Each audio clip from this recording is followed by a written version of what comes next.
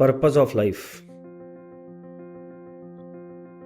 जीवन का सही उद्देश्य क्या होता है, क्या होना चाहिए? ये सवाल बहुत बार पूछा जाता है मुझसे कि हमारे जीवन का सही उद्देश्य क्या है। पर्पस ऑफ लाइफ पे हमने एक वीडियो पहले बनाया है, ये उसका दूसरा पार्ट है। आप बताइए कि हम जब भी पर्पस की बात करते हैं तो हमारा बेसिक पर्पस क्या होता है, हम क्या कहते हैं? आप कमेंट्स करके लिखिए कि आपकी लाइफ का पर्पस क्या है। बहुत से लोग ये कहेंगे कि मैं डॉक्टर बनना चाहता हूँ, मैं आईआईटी क्लियर करना चाहता हूँ, मैं सिंगर बनना चाहता हूँ, मैं राइटर बनना चाहता हूँ, मैं आईएएस करना चाहता हूँ, मैं फॉरेन कंट्री जाना चाहता हूँ, वहाँ जाके सेटल होना चाहता हूँ, या ऐसी जो भी चीज़ें हम अपने आसपास में देखते हैं जो कि लोग करते हैं। बहुत सारी फेम मिलती है, बहुत सारा अर्निंग्स मिलती हैं, बहुत अच्छी जॉब्स मिलती हैं। यही होता है हमारी लाइफ का पर्पस। और इसके साथ होता है कि हमारी शादी हो किसी अच्छे इंसान से, किसी सुंदर इंसान से, और हमारा एक बहुत बड़ा घर हो और एक बड़ी सी गाड़ी हो। यही होता है हमारी सबकी लाइफ का पर्पस, या इससे कुछ और भी अलग होता है। लेकिन आप थोड़ा सा और ध्यान देंगे, आप थोड़ा सा इसको डेप्थ में देखेंगे तो एक स्टेज पे आके इंसान ये कहने लग जाता है, यार मुझे तो ना बस चैन की ज़िंदगी चाहिए, मेरी ज़िंदगी में ना बस पीस ऑफ माइंड होना चाहिए, बाकी कुछ नहीं। बस ना बंदे को खुश रहना आना चाहिए, खुश रहना चाहिए हमें। फिर हम ये भी सुनते हैं, बहुत से लोग करते हैं, खास करके वो लोग जो ये सारा कुछ जो पहले बात की वो अचीव कर चुके होते हैं। जब वो डिग्री ले चुके होते हैं, उनका घर बार बन चुका होता है, गाड़ी भी उनके पास आ जाती है, फिर भी वो ये कहते हैं, यार मुझे ना बस चैन की ज़िंदगी चाहिए। ऐसा क्यों? अगर इतना कुछ मिल गया है तो फिर भी अभी चैन नहीं है, तब भी हम ये क्यों कहते हैं कि हमें पीस ऑफ माइंड चाहिए, चैन चाहिए? तो इसका ये मतलब हुआ कि लाइफ में हमें एक्चुअली में जो चाहिए वो चैन ही है। वो हमारे मन की बेचैनी को दर्शाता है। इसका मतलब है कि हम बेचैन रहते हैं, इसीलिए हमें चैन चाहिए। हम कहते हैं हमें पीस ऑफ माइंड चाहिए, इसका मतलब पीस ऑफ माइंड हमारे पास नहीं है।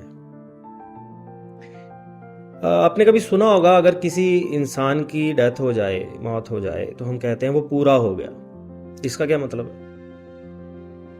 इसका मतलब पहले वो अधूरा था, अधूरा था, इसीलिए हम कहते हैं वो पूरा हो गया।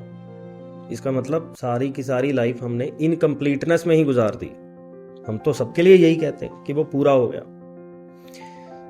तो इससे हमें यह समझ आता है कि जो हमारी लाइफ है उसमें एक डिफेक्ट है। खास करके ह्यूमन लाइफ में एक डिफेक्ट है, वो ये है कि हम बेचैन पैदा होते हैं, हम दुख में पैदा होते हैं। सर्वम दुखम, नानक दुखिया सब संसार। इसका मतलब है हमारी जो बेसिक नेचर है, हमारा जो बेसिक टेम्परामेंट है वो दुख का है। इसीलिए हम खुशी ढूंढते हैं, इसीलिए हम पूरा होने की कोशिश करते हैं क्योंकि हम अधूरे हैं। इसीलिए हम चैन की जिंदगी मांगते हैं क्योंकि हम बेचैन हैं। तो क्यों है ये लाइफ? क्या है पर्पस लाइफ का? तो लाइफ का पर्पस यहां से तो यही समझ आ रहा है कि हमें चैन चाहिए। हमें हमेशा जीवन में आनंद चाहिए, चैन चाहिए, पीस चाहिए। एक ये भी हम कहते हैं कि रेस्ट इन पीस। इसका मतलब वो पहले पीस नहीं था क्या उसके पास? लेकिन अगर जीने के वक्त, जीते जीते हमारे पास पीस हो तो वो कितनी अच्छी बात है। तो यही है लाइफ का असली पर्पस, चैन। तो बेचैनी से चैन का सफर है जो, वही हमारी जिंदगी का उद्देश्य है। अब ये जो सफर है ये उन वर्डली अचीवमेंट से शायद नहीं मिलता है।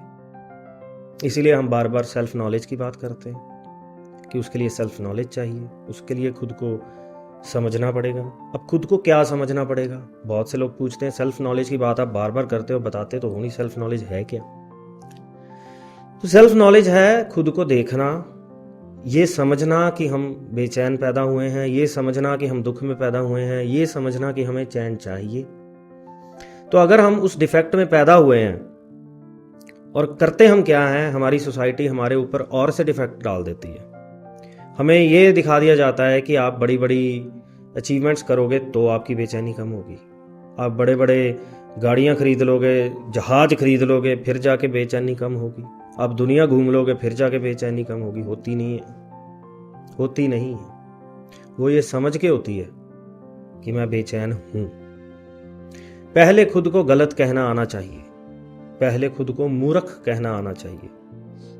हमारी जिंदगी में हमारे आसपास के लोग, हमारी सोसाइटी हम पे पहले के डिफेक्ट से ज्यादा डिफेक्ट डाल देती है।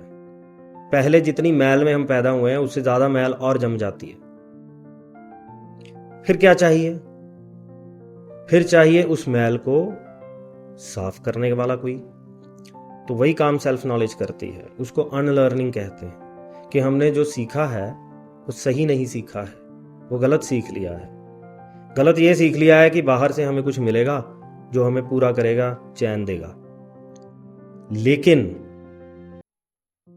लेकिन हमारे पास वो चैन पहले से है, बस उसके ऊपर मैल जम गई है। अब उस मैल को हटाने के लिए हमें थोड़ा जोर लगाना पड़ता है, अपने आप को बदलना पड़ता है, अपने आप को इम्प्रूव करना पड़ता है। वो तब होगा जब हम खुद को पहले गलत बोलेंगे। अगर हम यही कही जाएंगे, अगर हम यही कहेंगे कि मुझे तो सब पता है, मैं तो बिल्कुल ठीक हूं, मेरी लाइफ तो बहुत मजे में चल रही है, तो फिर तो आप खुद से ही झूठ बोल रहे हैं। पहले खुद को सच बोलना शुरू करिए कि मैं बेचैन हूं, मैंने गलत सीखा है लाइफ में, जो भी सीखा है, मेरे सारे डिसीजन मेरी बेहोशी में हुए हैं। तो उसके लिए आपको खुद की सफाई करनी पड़ेगी। और ये मैल एक चट्टान की तरह जमी हुई है, तो उसके लिए आपको औजार चाहिए, वो है सेल्फ नॉलेज।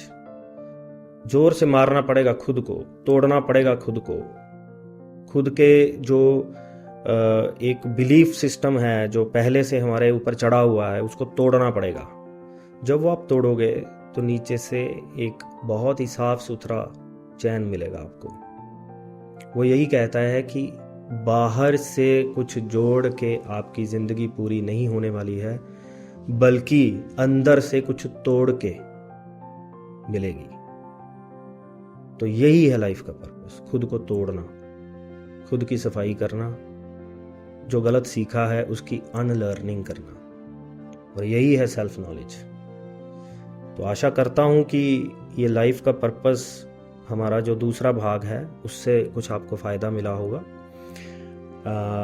आप हमारे वीडियो को शेयर ज़रूर करें, लाइक करें और चैनल को सब्सक्राइब कर दें ताकि आने वाले वीडियोस का नोटिफिकेशन आपको मिलता रहे।